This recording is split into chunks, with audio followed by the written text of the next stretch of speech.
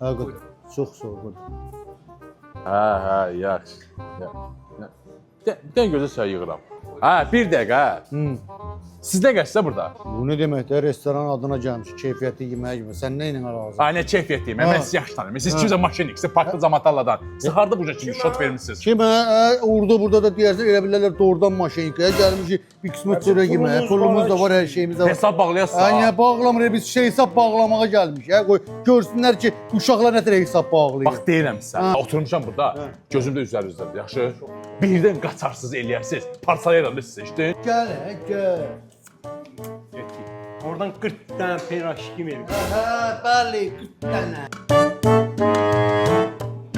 Vay o güdüreyim ne var ya. Ağcıyar olmuyor. Bu paduşkanı elə belə götürməm ki. Hə, sən qalyan gətir, qorxma. Qalyan gətir.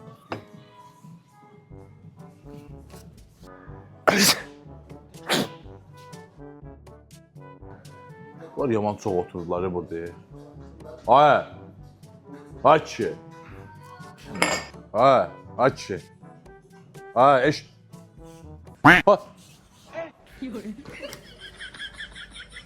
Ay maşenliklər. Ay atona. Bir dənə askırmağımdan yoxa çıxdılar ya. Yeşiksə, özünüzə sənət tapın. Buna bax, bunun qıtqasına zadlanın.